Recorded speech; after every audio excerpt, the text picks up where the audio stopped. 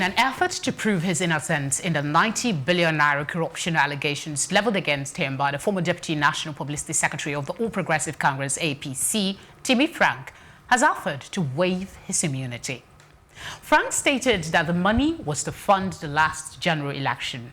However, a Lagos-based lawyer, Inibehe Effiong, has responded. He says the Vice President lacks the constitutional power to waive his immunity. My question is, didn't the Vice President, who is a senior advocate of Nigeria, know this? Is he just playing games? Joining me to help make sense of this are my guests from the last segment. We have Babashola Adegbuyi, he's a political analyst. And of course, we have Dikpo Olayokun, a journalist. Thank you very much for staying with us. But before I ask you questions, I want us to just get the perspective of a lawyer whom we spoke with earlier, Barrister Liborius. He shares his thoughts, and then we'll come back. We'll speak with our guests. Just stay with us.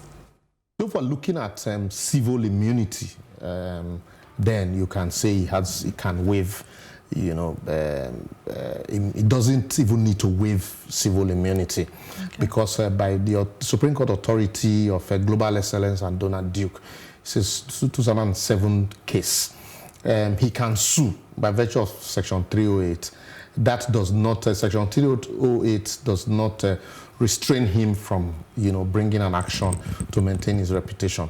But by the same Supreme Court authority in IMB Securities and Tinubu, that one is 2001 authority, an action cannot be maintained against him. It's a civil action.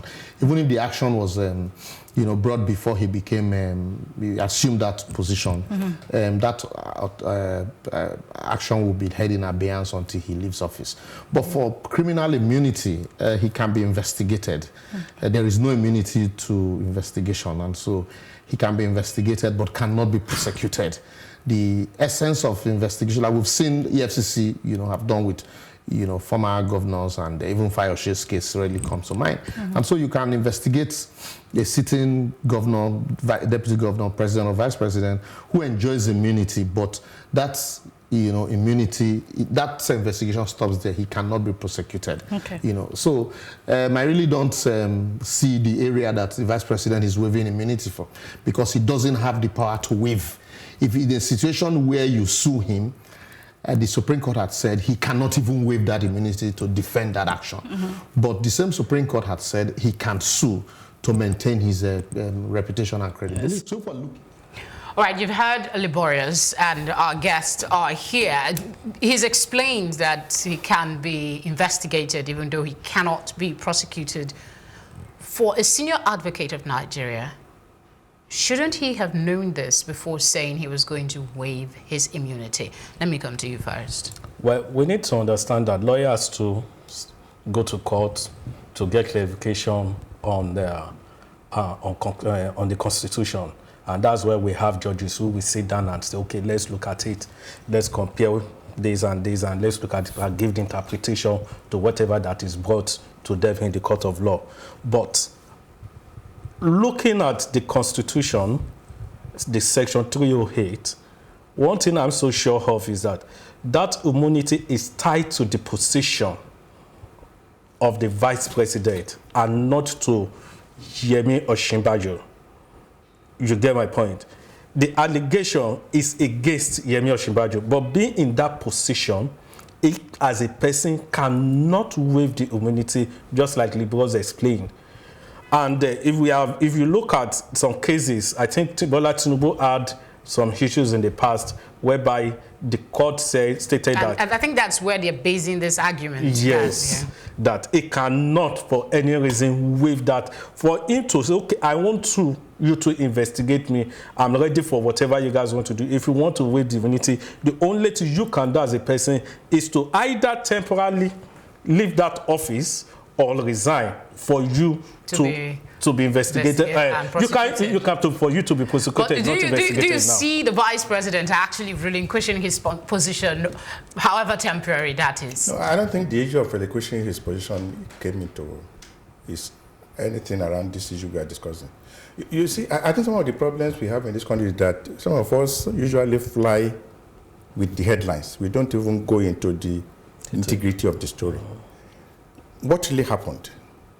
Somebody maligned the integrity of the vice president.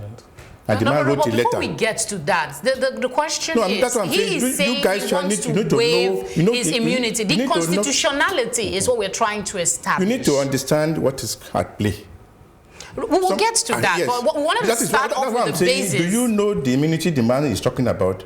That's why I'm going to anchor my argument on what Libero said. Okay. He can sue. Yes, because the question some people have is that, what I can see, that means he has to step down as vice president before he can sue. But that's why Liberals gave us a ruling of Supreme Court that he can sue. Yeah. Now, but he cannot be sued. That's why I said there's a need for us to understand the immunity he wants to waive. Is it the immunity to be tried? Nobody is trying him now.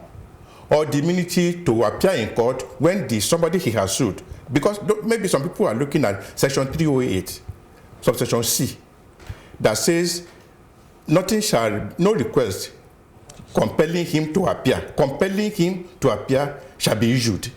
But now nobody is compelling him to appear. He is the one that has volunteered to appear. That's why I said there's need for us to go into the argument to know the immunity he wants to waive. You see, some of these constitutional provisions that we talk about, like my senior colleague used to say, Barrister Fred Akokia, he said there's need for us to always look at the intention of the people who drafted the Constitution. Look at Section 180 of the Constitution about impeachment of a governor. The concluding part of that section says no proceedings of this impeachment process shall be entertained in court. And that was why under General Olusegun Obasanjo, 8 members of 22 House of Assembly were impeaching arbitrarily until Peter Obi went to court. And the Supreme Court ruled that, yes, the Constitution says you cannot look into the proceedings of an impeachment, but the impeachment process itself must be anchored on constitutionality. There is a provision for how a governor should be impeached. And you have to observe this thing step by step. When you miss one step, you say, after all, the Constitution has given us that blanket cover that nobody can question it. Supreme Court said we can cover. That's why the impeachment of Dariye, the impeachment of Ladoja, the impeachment of the current governor of Anambra they were quashed by the Supreme Court. Again, if you look at the Constitution that provides for the president, that says a president, before he can be qualified to contest election, must have a vice president who must be a member of his party. On the basis of this, when Chief Obasanjo in 2007 wanted to stop Chief Atiku from contesting election, Atiku went to AC. And Obasanjo said that we are going to remove him because the Constitution says you must have a vice president and a president that must belong to the same political party. Alhaji Atiku went to court, and Supreme Court ruled. Yes, the Constitution is very clear that you must have a vice president from the same party. But the Constitution does not say you must remain in the same party until you leave office. So some of these things, when they get to court, we will get broader interpretation of some of these things. We can not just take them on the letters that we see. Like Barrister Akokia will say, what is the intention of people who drafted the Constitution? Quite enlightening. Let's look at the other aspect of this. Now, many seem not to be buying the move by the vice president. They liken it to the move by El-Rufai that was a political strategy, enrolling his son in a public school and making a fanfare of it. On the flip side of the coin as well, in other climes, you hear of people resigning over allegations. You hear them stepping down to enhance investigation into the matter. Wouldn't you say his move to suggest that he would waive his immunity to address this issue is something worthy of comment? Well, if you say it's a political strategy, I will not say no and I will not say yes, because he has a better understanding of why he decided to come out and tell people that he's ready to waive his immunity. But it seems like a historical thing in this country. We don't have people, public officials, coming up to say, I am ready to waive my immunity to prove my name. Tinubu did it. I made mention of Tinubu now. He did it when he was a Lagos State governor. He did it. And this is him now doing the same thing. I don't know of any other person that actually did the same thing. For him to come out and say that, I will not say is an applaud. I will not say it's an applaud. Like you said, it's a political, I'm totally indifferent because I see it as a political strategy as actually, but at the same time, I'm not ruling it out that maybe it's just his own way of telling people that I'm free of this allegation. You get? But what baffles me most is after telling people that he's waiving his immunity, he did not tell us whether he's suing the person that brought the I think he's ordered his he's instructed his lawyers to sue them. To sue them, yes, actually. So I did not say that. So that is good. Then the question now is, why is it the one telling Google to bring it down and not Vanguard? You get, because it's not Google. Vanguard has apologized, actually. As Vanguard brought it down, I think I checked. I couldn't find the story on their website. There is nowhere on the Google. I think they've taken as at yesterday evening, because as at yesterday. No, as at yesterday evening it was there. But earlier, while I was researching for this program, I couldn't find it. So, like I said, I can't rule it out if it's a political strategy or not. But what matters most is this: he has said it, and people are saying it as a good thing for someone in that position. In other countries, like you made mention of, some of them will say, okay, what kind of allegation? Just to prove to you, I'm ready to tender my resignation letter. You guys do your investigation for this, what's it called, this allegation brought against him. I'd like to hear Deepa's thoughts on this. If Rufai and Professor Osinbajo are playing politics, are they not politicians? Are we not in the era of politics? Those who made the allegations, is it not politics they are playing? You see, you see the irony of things in Nigeria because of the level of our advancement, and that's why we are Nigerians. Even when you see some comments and you know there are no basis, you cling on to it because it fits into your political mentality. And you see, Nigeria is such a country that when something is dropped, no matter how fallacious it is, no matter the moves you make subsequently, some people will still hold on to that thing. I am aware that I think the vice president must be torn between serious dilemma. Because some people have said, who is making the allegation? I don't believe him. But some people will say, no, there's a need for us to clear certain things. Because like my friend used to say, that lies told persistently, whether you like it or not, with somebody countering it, it will become the truth. So if the vice president is saying, Vanguard, I give you up to social and time to drop this thing. And those guys said, after investigating it, they found that there's nothing, no basis for that allegation. We are withdrawing that story. Sir, we are very sorry. Yeah. According to information, it's like Vanguard themselves got the story from that Google stuff. That's why they wrote Google too. Why they have told the guys who originated the story that you guys should have a date in court. Those are the areas. Because ordinarily, in average Nigerian will have said, after I'm covered by what do you call it, by immunity. How do you expect a MAGU to have the impact, to have a petition against the vice president and says, but the VP, we want you in our office?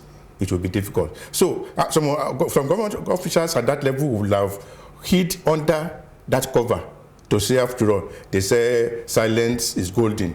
He will not comment. But this guy felt otherwise. I think we should commend him. Okay. We'll come back. If we have time, I would really want to pick your brains on the approach with which, how the vice president approached the entire matter. But before we go there, let's look at the other side of the divide. And basically, I'm going to ask that, can't we ignore the messenger, Timi Frank, and his colleague in this instance, and look at the allegation itself? It maybe could be a misunderstanding or misrepresentation of facts, but isn't it worthy of investigation? 90 billion naira is a lot of money in this country. Well, like I mentioned, I don't see anything wrong in anybody carrying out investigation on any allegation. Allegation is allegation. It's not a crime committed until it's proven it's not a crime. So after the investigation and they discover that it's true, then maybe the law will take its proper course, or is untrue, then maybe the law will also take its own proper course on the people that made that allegation. There is nothing wrong in any government, any body, any institution to carry out investigation on any allegation. Allegation could be true and it could be untrue. There is I'm sorry, because we have very limited time.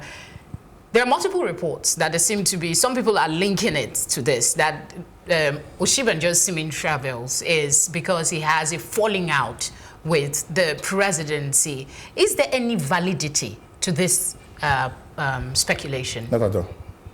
Not at all. This thing didn't start today. Don't forget that in 2015, when they came into office, somebody came out to tell Nigerians publicly that Osinbajo had signed a letter of resignation before he became Deputy Vice President, that he would only be there for 6 months. And that after 6 months, he would step down, then somebody else will be brought in, and ask somebody a question. When he was signing that letter of resignation, on what letterhead? Had he become the VP to say, okay, because as a vice president, you can't retire, you can't resign on plain letter paper. There must have been a letterhead. You see, at times, some of these things, when they drop, some of us ask questions. Now, back to the original issue, that why can't the person be ignored? That was why the vice president could have kept quiet. Everybody could have kept quiet. Is it not Nigeria? After 3 days, other thing will happen. Nigeria will forget about the story. But this man said, no. I want to waive my immunity. This thing has to be investigated. Because there needs for us to go into the body of that allegation. That under the allegation, that the president even confronted the vice president as if he was there. So those are the things they want them to come out and go. Don't forget that immediately this allegation dropped, FIRS came out and said 90 billion. Even our own allocation for a year is not up to 90 billion. Because we collect money for government. They don't pay cash to us. They pay into TSA. It's only government that says, okay, you guys, this is what you need to pay your staff, to train your staff for your other things. This is what you need. That we don't even collect up to 90 billion. So where will we get 90 billion to give? So that's why the VP said, whatever it takes, investigate this matter. And he wrote, man, you said we collected 90 billion. You were there when the president confronted me. I said the 11 billion I gave to Lagos. Lagos said no, they received 5 billion. Lagos said they received 5 billion. Okay, you guys, let us open it up. So it's very interesting. Before now, the vice president will have kept quiet. Is it not Nigeria? After 3-4 days, another thing will happen. Nigeria will forget. The same other people that have been accused in the future, in the past, did they raise an issue? And Nigerians will forget. That is our nature. So why is he choosing to respond now? If you are saying that the country doesn't have up to 90 billion. Hey, that's why the guy said, okay, let him come and tell us how we raised 90 billion. When they gave me, was it a cash? Was it transfer? Was it check? It's going to be very before interesting. We go, let me ask, wouldn't it have been a bit more impactful if the vice president has, I mean, what we read in the news is he's taking them to court, he's suing them, other than him going to social media to announce his move. It's like telling the opponent your strategy even before you do it. What strategy? Yeah, he said he's going to go to court, but wouldn't he have gone to court before going? No, in legal balance. That's why people are saying, no, he should not take the apology of Vanguard. That is what the law says. Yes. You tried them. It's either you retract the story or I take you to court. And they have retracted the story. Going to court against Vanguard is unnecessary. The issue is those persons. You also put them on notice. I am taking you to court over this matter. So this one is a senior advocate of Nigeria. Don't forget. He's also a professor of law. I wish we had more time. Thank you so much, gentlemen. Your thoughts are always enlightening. Thank you very much for sharing them. Right. The closure of the borders has elicited varying responses from the public. So for our Plus package today, we bring you some of these responses expressed on social media. And after that, I'll give you my take. To stay with us.